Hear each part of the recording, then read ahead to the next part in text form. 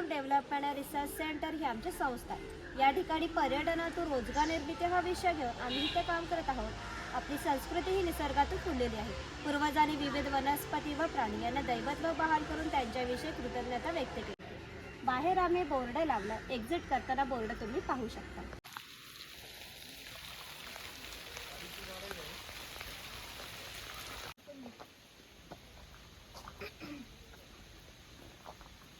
पिंपळ यांना पवित्र मानते, तसंच यांना दीर्घायुष्याची प्रतीकी मानली आहे। याला पिंपळपार म्हणतात, कारण हा जो दगडी कट्टा बांधलेला आहे त्याला कोकणी भाषेमध्ये पार असे म्हणतात। हा पार सुमारे 400 वर्षापूर्वी बांधला गेला। जेव्हा हा बांधला गेला तेव्हा इथे पिंपळाचे रोप लावण्यात आले, म्हणजेच हा पिंपळ सुद्धा 400 वर्षापूर्वीचा जुना आहे।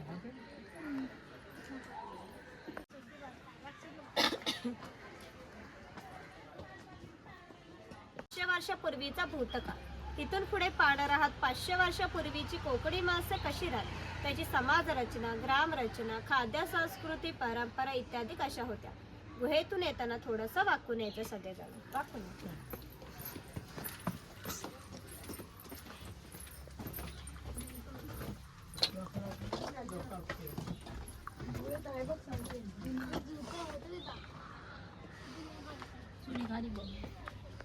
या शिलालेखावर लिहिलेली कविता कवी माधव यांनी 100 वर्षापूर्वी लिहिली।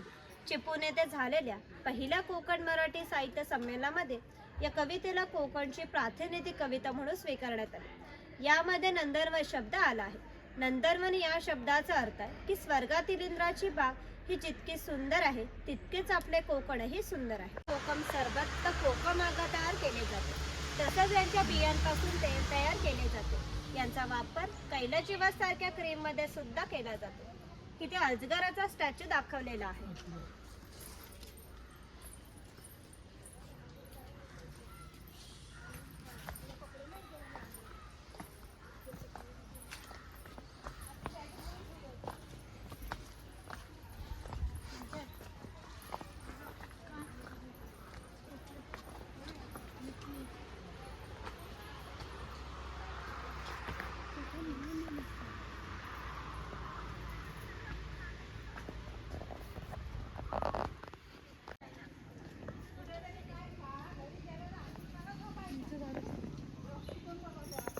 की हजारो वर्षापूर्वी भगवान परशुराम होऊन गेले।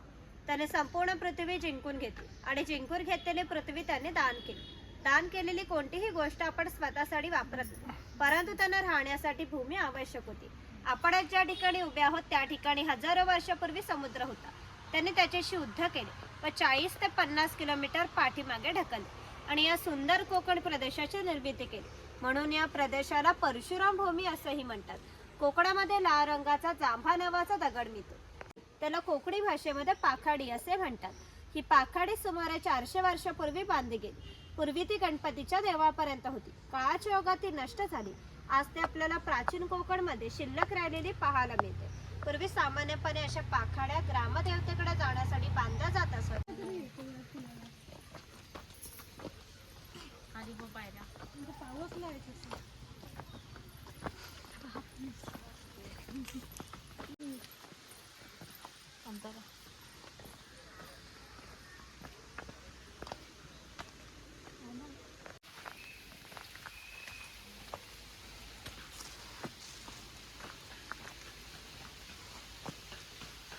हिचा उपयोग धान्य धुण्यासाठी किंवा आजही धार्मिक कार्यात केला जातो। जेव्हा आपल्याकडे एखादे शुभ कार्य असते तेव्हा घरातील कुमारिका किंवा सौभाग्यवती स्त्रिया या रोळीमध्ये दिवा ठेवून हातामध्ये घेऊन उभ्या असतात। तिच्या वस्तू असतात, त्याच्या जातळीसारख्या दिसतात, तिला घिरट असे म्हणतात। जातळीमध्ये धान्य दळून निघते तर घिरटामध्ये भात घातला जातो। अख्खा तांदूळ बाहेर निघतो व कोंडा बाजूला होतो। हे मोदक पात्र म्हणजे पूर्वीचा कोकणी कुकर। यामध्ये खाली पाणी ठेवले जाते, वरती चाळणीवर केळीचे पान ठेवून मोदक ठेवले जातात व झाकण लावून मोदक पात्र चुलीवर ठेवले जाते, त्यामुळे आतील मोदक शिजून निघतात। आणि पाट आहे, हा टिफिन बॉक्स आहे। वरती पाण्याचा तांब्या, खाली 3 डबे आणि बाजूला 2 चमचे। टिफिन बॉक्स दोन्ही बाजूने लॉक केलेला आहे। ही चहाची किटली आहे आणि ही दगडी उखळ आहे। यामध्ये पूर्वी भाताचे पोहे काढले जात असत। वरती लाकडी चमचे दाखवलेले आहेत। त्याप्रमाणे 12 बलुतेदार हे लोकांच्या घरोघरी जाऊन सेवा पुरवत असत. त्याचप्रमाणे हा कासार या मुलीच्या घरी आला. हे या मुलीचे घर आहे. पूर्वी कोकणात मुलीची लग्ने वयाच्या 8व्या ते 10व्या वर्षी होत असे. तोपर्यंत हा कासार त्याला बांगड्या भरण्याचा कोणताही मोबदला घेत नसे. मोठ्या प्रमाणात उपलब्ध होते. ज्या ठिकाणी गावात उंचावर 12 पाणी वाहत असे तिथे धरण्या बांधून प्रत्येकाच्या घरोघरी पाणी पाठवून नेले जात असे. लहान मुले आंघोळीसाठी आणि मासेमारी करण्यासाठी येतात. स्त्रिया कपडे धुण्यासाठी आणि पाणी भरण्यासाठी येतात. गुराख्यासारखे व्यवसाय गुरांना पाणी पाजण्यासाठी येतात. म्हणजे ग्रामीण जीवनातील मध्यवर्ती केंद्र हा आमचा पानवटा होता. त्याचे काम हा चर्मकार करीत असे. त्याच्या जोडीला आणखी प्रसंग सांगतो जो 500 वर्षापूर्वी घडला. इथून 80 किलोमीटर अंतरावर मार्लेश्वर नावाचं देवस्थान आहे. एका पर्वतामध्ये एक मोठी गुहा आहे. त्या गुहेमध्ये शंकराची पिंड आहे. तिथे अजूनही जिवंत साप आहेत. पूर्वी मार्लेश्वर हे एका गावामध्ये राहत होते. त्या गावातील लोक हे वाईट मार्गाने वागू लागले. त्यामुळे शंकराचे पावित्र्य हे कमी होऊ लागले. शंकराला ते मान्य होणे शक्य नव्हते म्हणून त्यांनी गाव सोडून जायचा निर्णय घेतला. मकर संक्रांतीच्या आदल्या रात्री ते गावाबाहेर पडले. गावाबाहेर या चर्मकाराचं घर होते. चर्मकार गरीब होता पण श्रद्धाळू आणि नीतिवान होता. शंकराने कोणत्याही जातीपातीचा विचार न करता चर्मकाराला मशाल दाखवण्यास विनंती केली. चर्मकाराने पण अतिथी देव भव समजून मशाल दाखवण्यास सुरुवात केली. आज ज्या ठिकाणी महालेश्वर आहे त्या ठिकाणी जाऊन शंकराने आपले खरे रूप प्रकट केले व चर्मकारा दर्शन दिले व त्यास सांगितले की आजपासून मी याच ठिकाणी राहणार आहे. त्या गोष्टीला जवळजवळ 500 वर्षे होऊन गेले.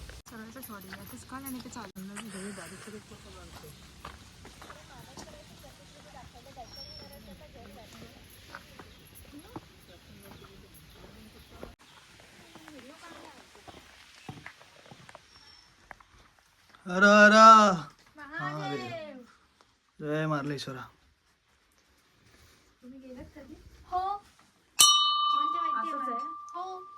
समाज इतक्या दुर्गम ठिकाणी राहत असेल की त्यांचा पहिला बस स्टॉप देखील 10 ते 12 किलोमीटर अंतरापर्यंत असतो.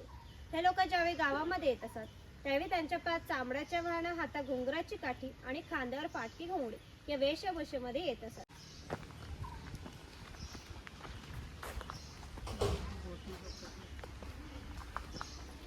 ते खैराचं झाड आहे.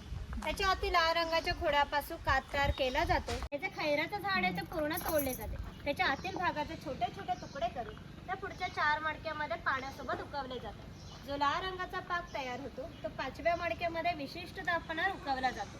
तो पाक सावलीमध्ये सुकत घालून त्याच्या छोट्या छोट्या वड्या पाडल्या जातात. म्हणजे कात तयार होण्याच्या प्रक्रियेला 3 ते 4 महिने लागतात. केला जायचा. जाणार असेल तर एकाच वेळी तिघांनी जायचं. चप्पल काढून जायचं. शूज असते तर चालते.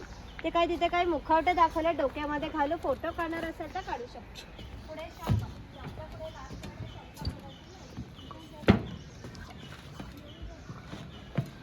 चप्पल काढून ये. पाय घसरेला धरून ये.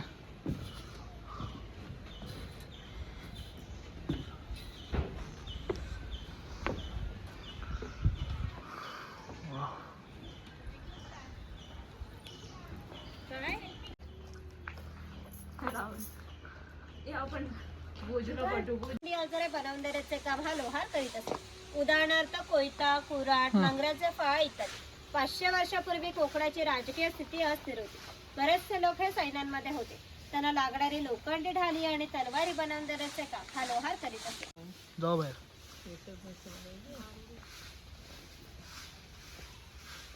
1000 वर्षापूर्वीचा इतिहास आहे. या बंदरांमधून भारतीय व्यापाऱ्यांनी जगाशी व्यापार केला.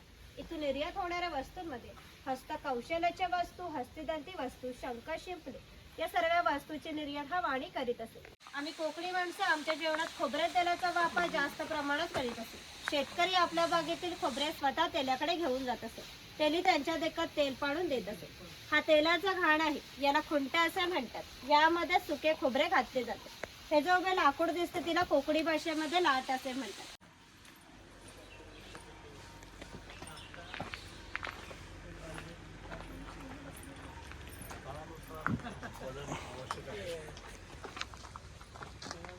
हा कुंभार. मातीशी संबंधित सर्व कामे हा कुंभार करीत असे. गणपतीचा दिवस आले की लाल मातीचे गणपती तयार करणे, राजा आणि खोत यांना धान्य पुरवण्याचं महत्वाचं काम तो करीत असे. त्याच्या पूर्वी जसं घर असायचं अगदी तसंच घर आम्ही इथे उभारलं. तिची पेटलेली चूल दिसते तिला कोकणी भाषेमध्ये पिरसा असे म्हणतात. ती सतत पेटती ठेवली जायची, कारण पूर्वी घरामध्ये लायटर किंवा माचीस नव्हते. शेतकऱ्याच्या बायकोला जेव्हा स्वयंपाक करायचा असेल तेव्हा इथले 2-3 निखारे घेऊन स्वयंपाकघरातली चूल पेटवीत असेल. ती शेतकऱ्याची बायको आहे, ती शेतकऱ्याची मुलगी आहे. हा पाळणा आम्ही शेतकऱ्याच्या घरी कायमस्वरूपी टांगून ठेवला, कारण शेतकऱ्याच्या घरी दरवर्षी पाळणा हलत असे. प्रत्येक शेतकऱ्याला 8 ते 10 मुले असतात. पहिला मान खोतांचा असे. खोत गावचा प्रमुख असे. गावात न्यायदान करणे, महसूल गोळा करणे, कायदा आणि सुव्यवस्था सांभाळणे इत्यादी कामे ही खोतांची असतात. ती खोताची बायको आहे. पूर्वी कोकणी स्त्रिया सुंदरी होत्या आणि शूरही होत्या, परंतु त्यांना स्वातंत्र्य नव्हते. माज घराचा उंबरठा हीच त्यांच्यासाठी मर्यादा होती. ही खोताची 2 मुले दाखवते. ती आपल्या परंपरागत खेळ सोंगता खेळतात. महाभारतामध्ये धर्मराज आणि दुर्योधन यांच्यामध्ये द्यूत नावाने खेळला गेला. हस्तिदंती फासे असतात किंवा शंखाच्या कवड्या असतात, त्या टाकून विशिष्ट प्रकारे ओटीवर बसायचे. समोर आहे ती पडवी. सर्वसामान्याने पडवीवर बसायचे.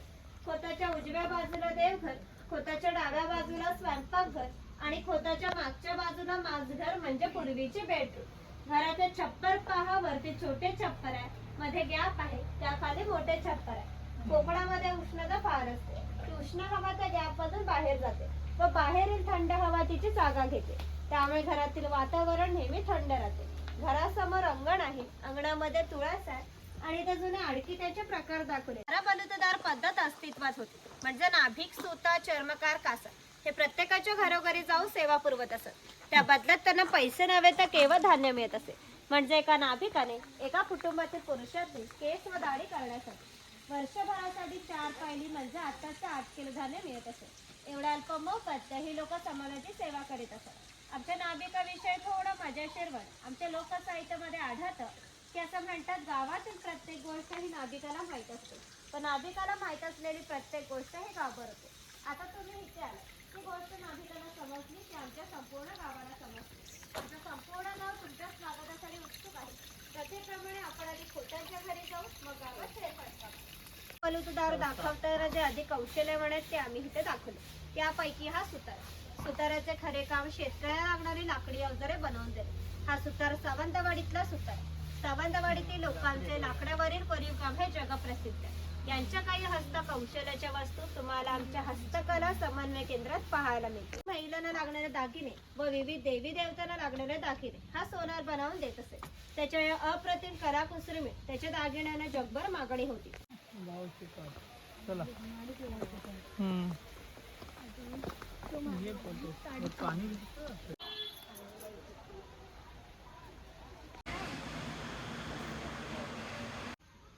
हे ग्रामदेवतेचं मंदिर आहे. पूर्वी धार्मिक संस्था गाव नियंत्रित करत असत.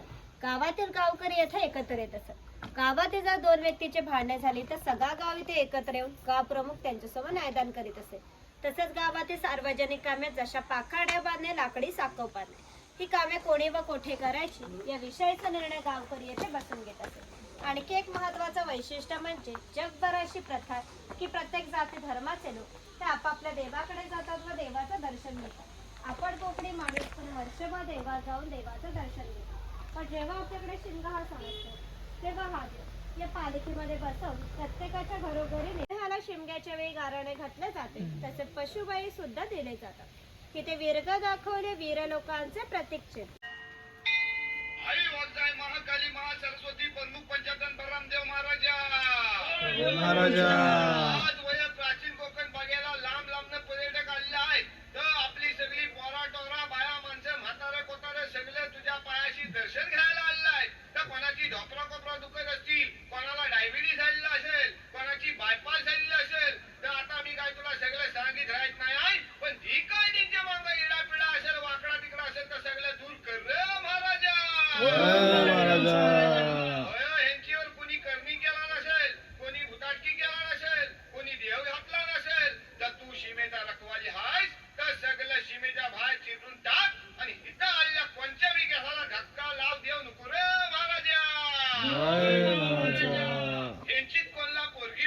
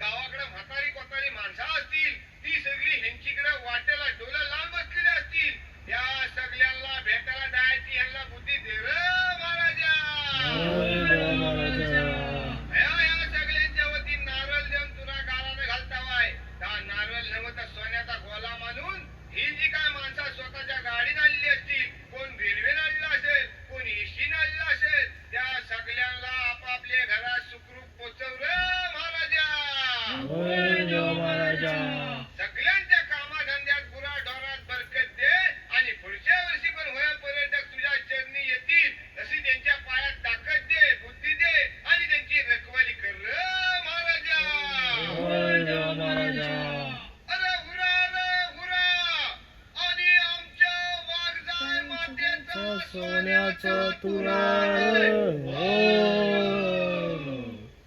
लागून जाते. एवढी छोटी होडी घेऊन हे लोक 8 ते 10 तास खोल समुद्रामध्ये मासेमारी करतात. कधी कधी समुद्राच्या उसळणाऱ्या लाटा ह्या त्यांच्या होडीपेक्षाही मोठ्या असतात. तरी ते कुशलतेने होडी वल्लवतात आणि पहाटेच्या वेळी घरी परत येतात. 20 किलोमीटर झाड आहे आणि शेंगा माकड खाऊन गेलेला आहे. होऊ शकता शेंगाच नाही.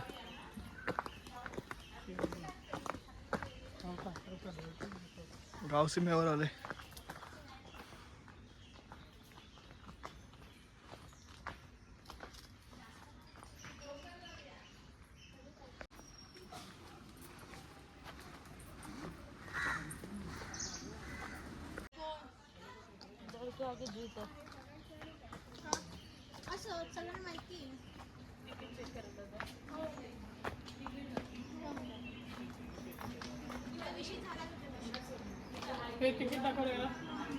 हा